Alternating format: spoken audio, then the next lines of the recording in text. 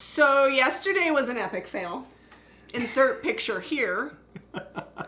We tried to make ornaments with salt dough. I feel like there's probably some things we could have done, but we scrapped that. Today we're making ornaments with air drying clay. And IOD stamps. Stay tuned.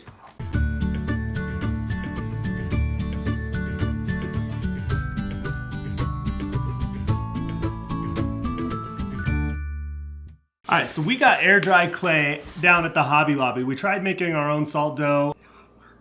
Yeah, it wasn't good. Goofy and lumpy. So we've got the air dry clay. It was $10 for 10 pounds. I used a coupon. It ended up being $6.40 with tax, and it's probably gonna be way more than we need. I'm proud of you for using a coupon. I always use a coupon. I've never worked with clay before, but Zeb, being the crafty guy that he is, knows how to use it. So what do we do? We're just rolling it out. We want it to be about 1/4 to 3/8 of an inch thick, and that's gonna help it dry out faster and make our clay go farther. I wish that we were on one of those Food Network shows and we had a sheeter and we could just throw it through the sheeter. We're gonna make some pasta and run it. I have a pasta attachment, but I think that'd be too thin. You're doing a really good job. Thanks. The thing we had with the salt dough yesterday, certain spots raised up as we had it in the heat, which I don't think it was supposed to do that, but it did. Maybe our all-purpose flour was too much for it. This I borrowed from my neighbor. This is a Christmas tree. Before we cut out our ornaments, we're gonna be using the Kindest Regards stamp. I'm gonna spray the stamp with water so that way the clay doesn't stick to it.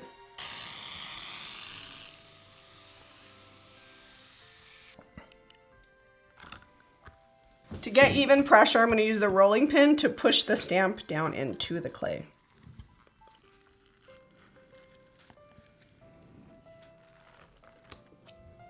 Ta-da!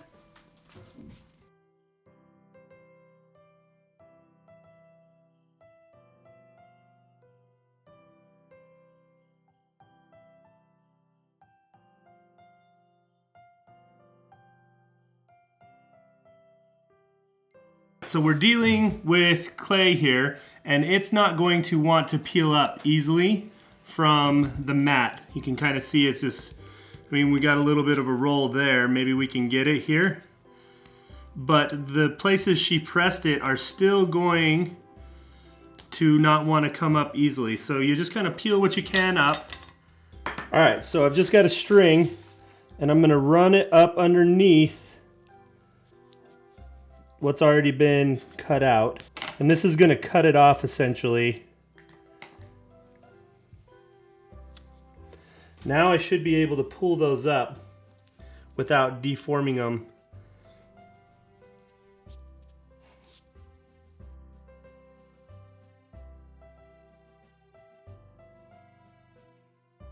Yeah, if you work with clay all the time, if you're a professional sculptor, look away. You're not. I worked with clay back in high school quite a bit, but let's just say that's been a while. And I've never worked with it, but I have stamped. Let me tell you, this is already going better than the salt dough. All right, so I've got my trees over here drying, and I'm just gonna clean the mat out. It's just a metal spatula, plastic, whatever, will work pretty well. I've sprayed it with water, and I'm gonna go ahead and roll this into my clay. I like this stamp the best, so I'm gonna use this stamp again, but you could use a myriad of different stamps. Play with the impressions. And this time I'm using the heart.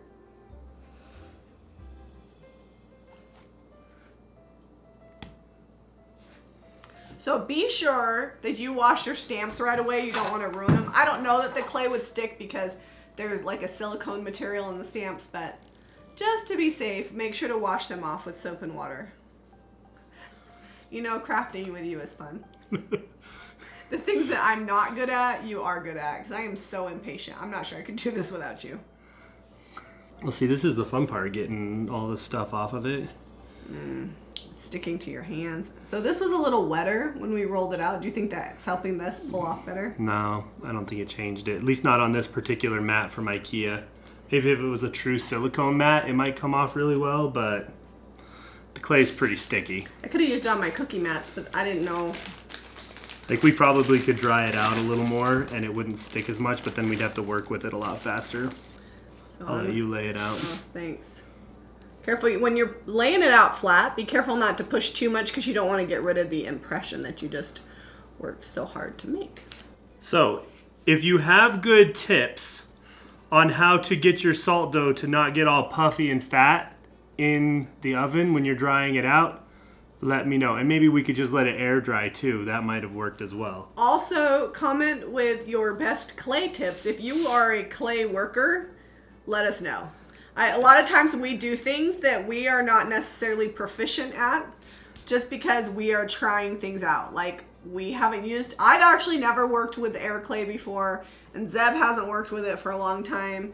This is not an application. He never made ornaments back in the day. No, we were working on a wheel. It was just like Art 102 in high school, or 200 or whatever they call it. But comment below with your suggestions for air clay because we have a whole bunch more left, and we're thinking we're going to use, I have some Star Wars cookie cutters, and we'll do some Star Wars ornaments with the kids because they have a whole tree all to themselves in the basement that I let them do what they want, and most of it gets covered in Star Wars ornaments. So we need to get holes in here so that we can hang the ornaments, and I'm just going to use the back end of a straw here. This is a little bit thicker straw. And we'll see if we can get that to pull up out. Okay, got it. One down, 7 to go.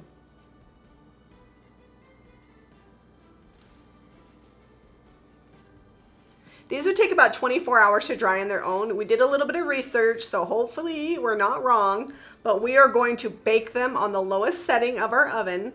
We're gonna put it in a cold oven. Don't start it hot because you don't want it to crack. And we're gonna turn the oven on as soon as they get put in there for 20 minutes. And then we're gonna turn it off and let them cool and cure in the oven as it comes down. And then they should be cured. If they're not, then we'll do another round the same way, with starting with a cold oven, going to the lowest setting, letting it sit there for 20 minutes, turning it off, letting it cool. So I'm just painting the backs of these. We did wind up just letting them dry overnight after we baked them. I would suggest just letting them air dry for 24 hours like you're supposed to, because the baking made them curl. We had one break that we couldn't repair. This one had a crack that we did repair. I'm painting the backs because I am not going to seal these because they're just going on my Christmas tree, but you do want to seal in the clay. It gives it some stability. I'm using my DIY White Swan and my Paint Pixie brush in the French round. I like the French round because it's good at detail work. And I don't care if there's brush strokes. I want it to look hand painted.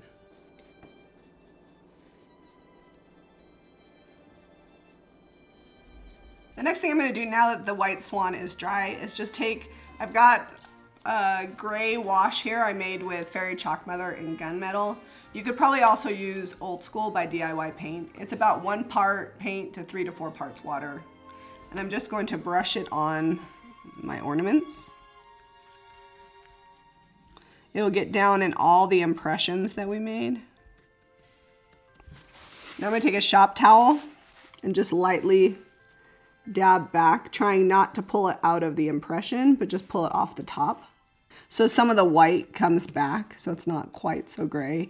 It kind of makes the look of an old stone inscription or old world impression, which is kind of what I'm going for.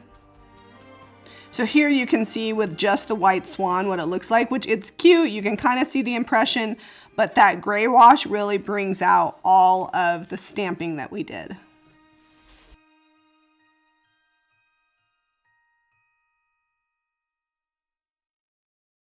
So we just got these little ornament hangers that we got from IKEA. Do you remember how much they were? Like $1.99 for 30. There you go. I'm just running this through here, and then I will hook it back, and I'll show you up close here in just a second. You could also just make your own out of ribbon, but for $1.99 they were pre-cut, pre-tied, made so that way they don't fringe, like they heat sealed the ends.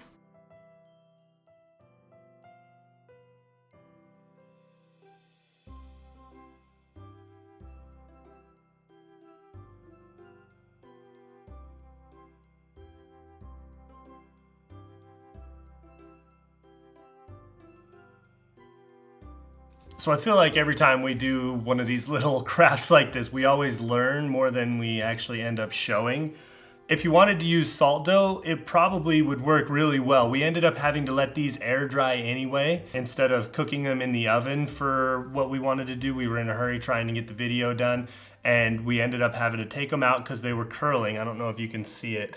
There's a little bit of curl there. They're not completely flat. It gives them charm. They're homespun. Yeah.